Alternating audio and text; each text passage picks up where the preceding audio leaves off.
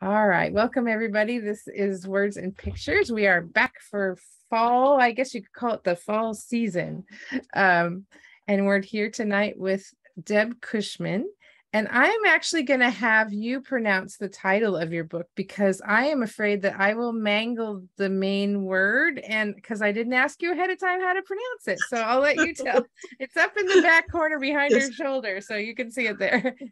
Well, and it's a word I made up, so you won't find it in the dictionary. But it's based on Scandinavian words and Scandinavian mythology, words of mythology. So the book is called Frigg's Journey to Anaskar.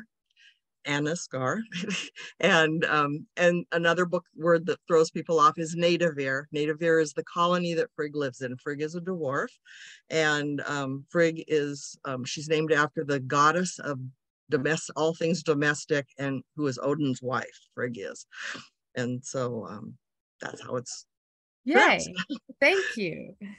I always start out with just having people tell the story of how a book came to be. The book's birth story, which I know for this particular book and for this your particular journey is a little bit long, and which is why I'm super excited to have you here and be actually talking about a physical book in your hands. So if you could just talk about that a little bit. Well, I actually started writing Frigg quite a few years ago, probably about 10 years ago.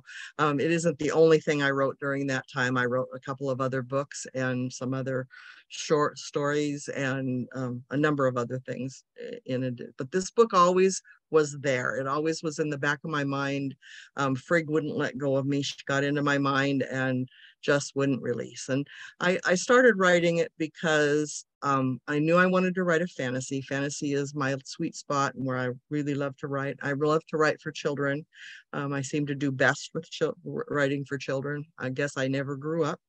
And so, but Frigg has always been there, and I always wanted to tell her story. And I started writing it because I wondered what a female dwarf story would be. Because when you read fantasy books, if anybody who's familiar with them, there's always a lot of dwarves in them, but they're rarely, female dwarves are rarely the heroes of the story. It's usually a male dwarf or the male dwarf who's the comic relief, as in the Lord of the Rings. And so I wanted to know what a female hero's journey would be for dwarves. And so Frigg told me that story. She got into my head.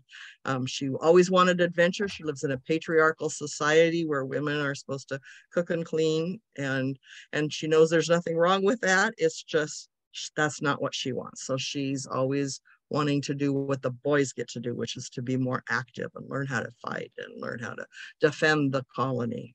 And so when trolls attack the colony, and they capture all of the males who know how to fight, Frigg and her friends set off on a journey to try to find a legendary colony of Anaskar, to see if it's still there and to see if those dwarves will come help fight the trolls. And this is the first in a series too, isn't it? Yes. Okay. Yes. Yeah. I also wanted to write about friendship, and so Frigg and her friends take this journey to Anaskar and become friends along the way. And she and Ping the fairy have been friends all their lives. They're best friends. But there's two that join them on the journey. One is Tip the elf, and the other is Crickle the unicorn. And so it's a story about friendship. And each book in the series will follow a different one of the main characters' voyage of discovery, basically a journey of discovery. Oh, neat. That's a fun idea. I love that. So I know, and I'm asking some questions that I kind of already know the answer to, because I think that they make for an interesting conversation. And for those of you who don't know, this is a self-published book. And I know that, like, as a bookseller, I know there's a lot of misconceptions, I think, about self-publishing, and there's a lot of stigma about self-publishing, and I'm always down for breaking up those stigmas and barriers and whatnot, because I think that there are times where it makes good sense to take that journey. And so I would love to have you just speak to that, like why did you make that choice, and like what steps did you take to prep, and then that kind of thing, to get Frigg ready. Well, I can tell you that I was one of those people who didn't ever think I would self-publish. That was not a journey I wanted to take. I didn't want to have to make all those decisions. And you have to make a lot of decisions when you self-publish. You're in charge of everything. And so, but I knew what kind of book I wanted to put out. And the more I had friends who were becoming self or traditionally published and not getting what they wanted out of it. And then I had other friends who were self-published and were having amazing success and were coming out with beautiful books that they had total control over. It just seemed like a logical choice for me. And I was submitting my book to agents, and I was hearing, the story's really good, you write really well, but it's not really what we're looking for right now. The Hobbit's already been written. Well, my book is not The Hobbit.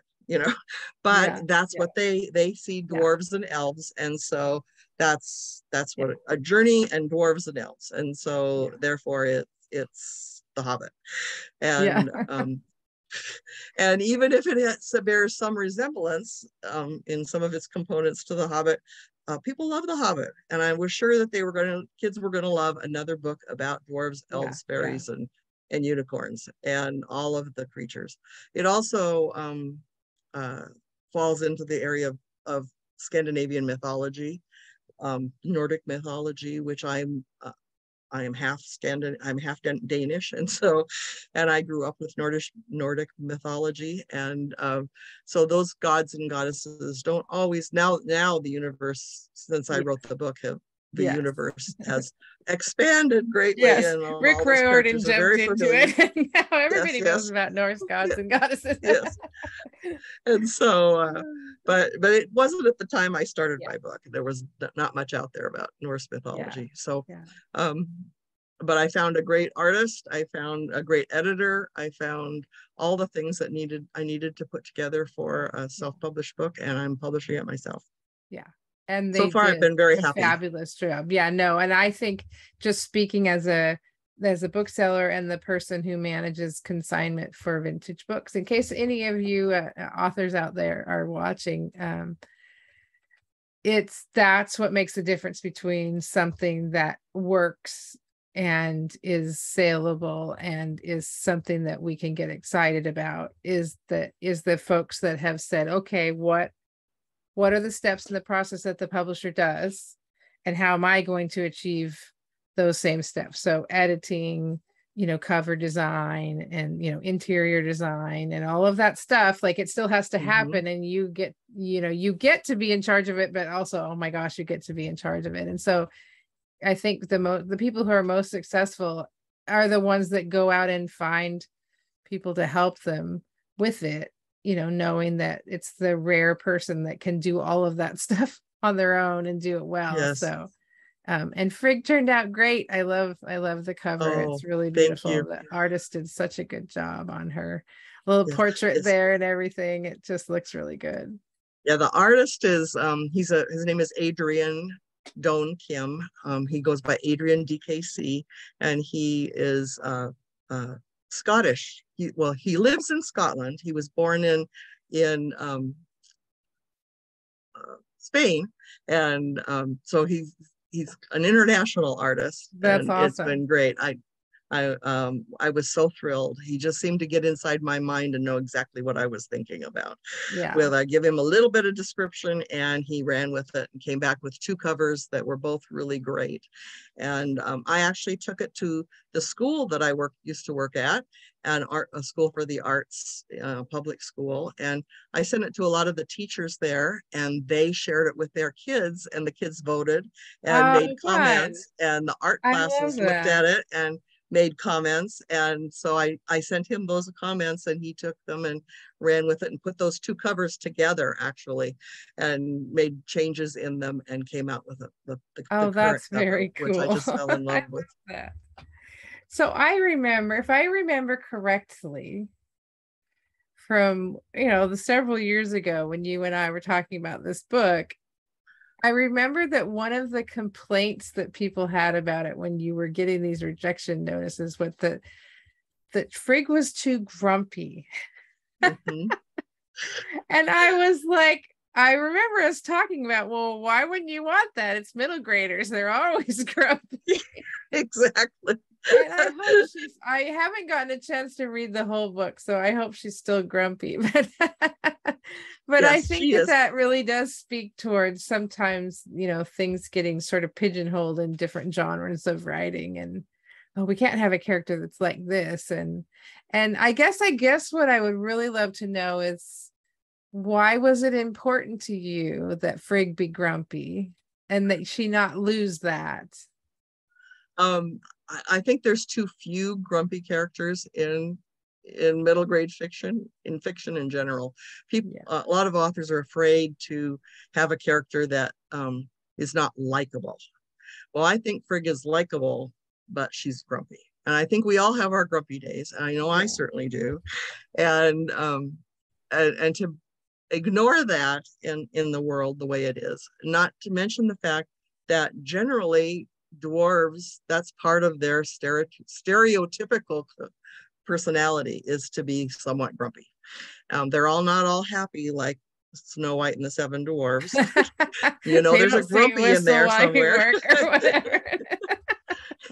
And so I didn't want her to be too perky, even though one of my favorite characters of all time from literature is Pippi Longstocking, who I don't think probably ever had a grumpy day in her life. But but I wanted to make Frigg a little like Pippi. I wanted her to be adventurous like Pippi, and I wanted her to want things out of life and want things and know things and be intelligent. And Frigg is.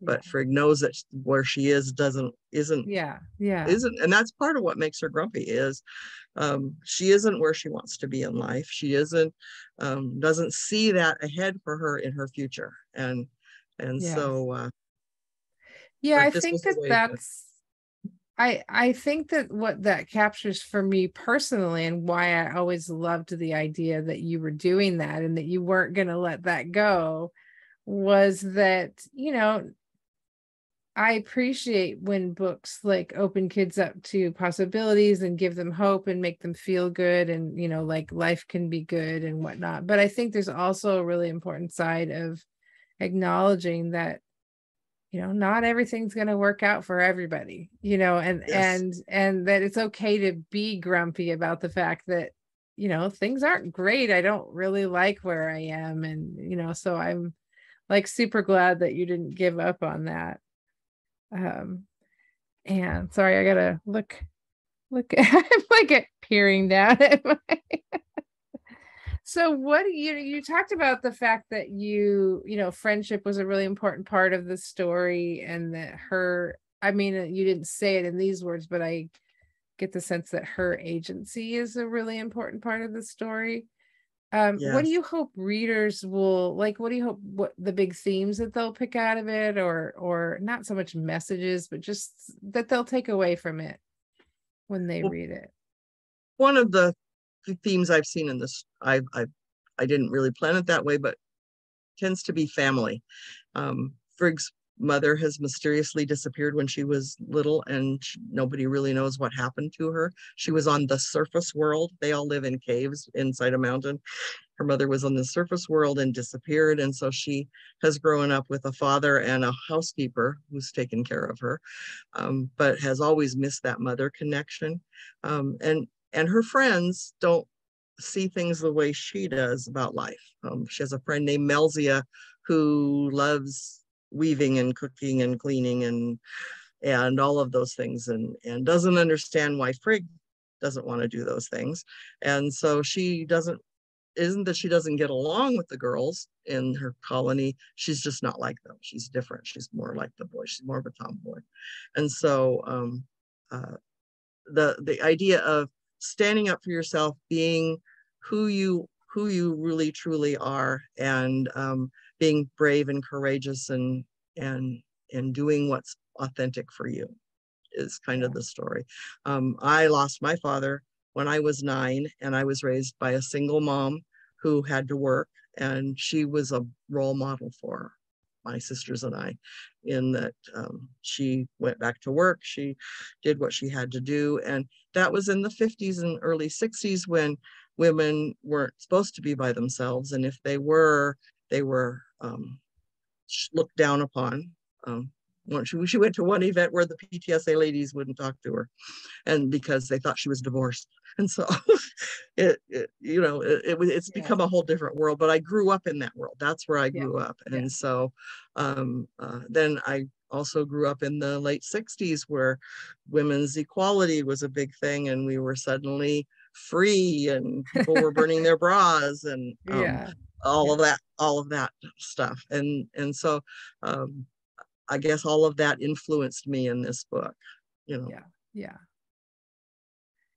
So can you give us, you already said that you were going to, the other books were going to tell the story. Are they going to tell the same story from a different perspective, or are they going to tell different stories from the There'll be different stories. Okay. The book I just finished, it's in rough draft. It's not quite ready yet, but is Ping's story. Ping is the little pixie fairy who's a friend of Frigg's. It's called Ping's Mystery. Oops, I shouldn't have said that because I'm not quite sure. Ping's Mystery and Pixie Andrea. It's Ping. Anyway. It's Ping's story. Ping is a sassy little gal, and she doesn't know where she came from. Her background is a mystery to her. She's just always been in Nativere, and nobody else seems to know where she came from either. She's the only fairy in Nativere. Nobody knows what happened to the fairies. Humans spread throughout the earth and kind of took it over, and so the magical folk had to go into hiding.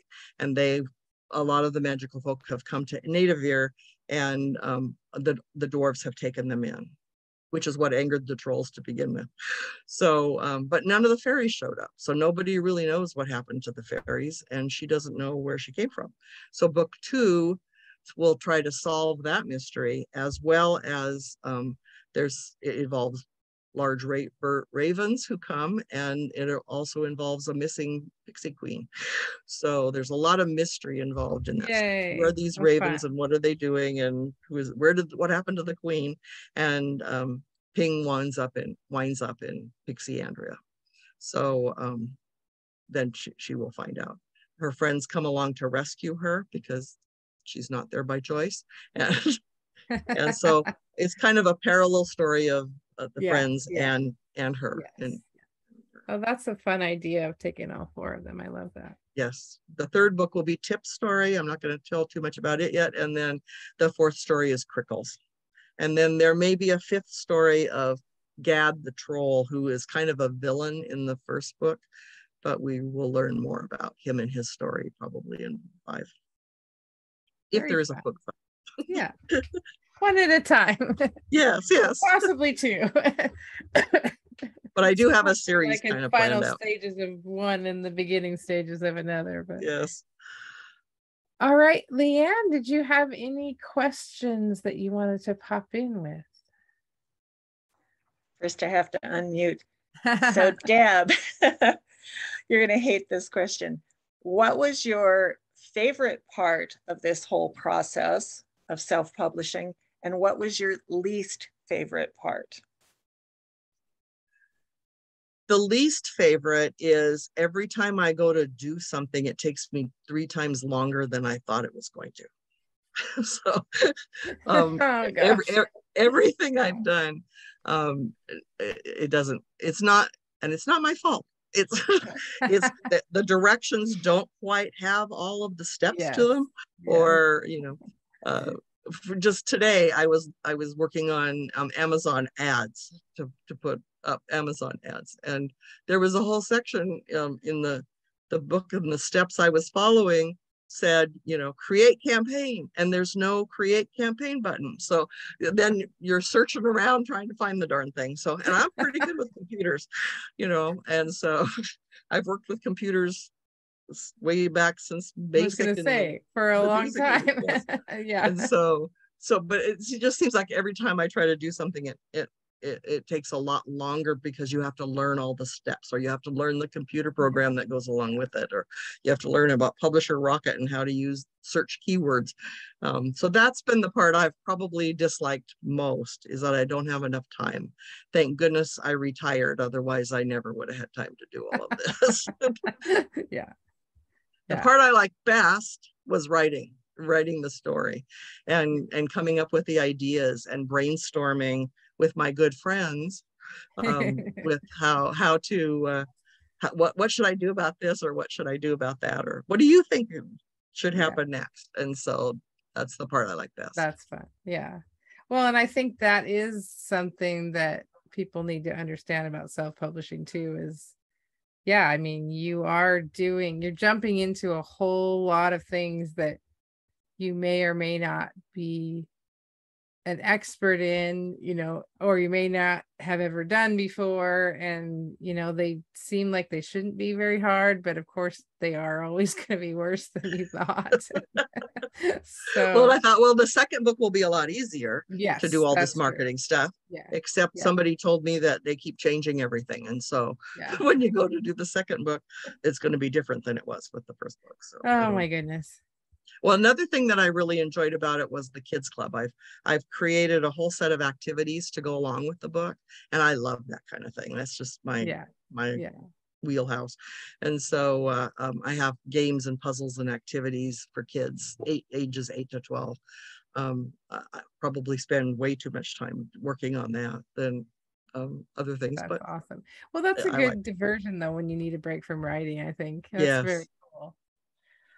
Yay. All right. Well, I don't have any other questions. If Leanne doesn't have any more either, I think that is just about it. You can buy Frigg's Journey to Anaskar at Vintage. Yay. Yay. So I'm very excited for that. And the other thing is that I'm going to just put on a different hat for a few seconds here. Words and Pictures is coming up, which is a library author illustrator festival of our local library. So for people who are watching that are in the Vancouver, Portland area, it kicks off on October 8th. And you can go to the Fort Vancouver Regional Library's website and look at their events page, and there should be something that says Words and Pictures on their page. But Deb's going to be helping out with the Writers Mini Conference on the 8th, and she's also going to read hopefully from Frigg on our kickoff event that afternoon at the Cascade Park Community Library. So we're very excited about that. Vintage Books is going to be involved in the Writers Conference too on one of my panels. So just very excited about all of that. And I'm excited that Deb's going to be there. So come and exciting that it's going to be back in person again. Yes. You know, yes. Yeah. So thank you so much, Deb. Thanks, Leanne, for hanging out. And I want to say good night. Good night. Good night.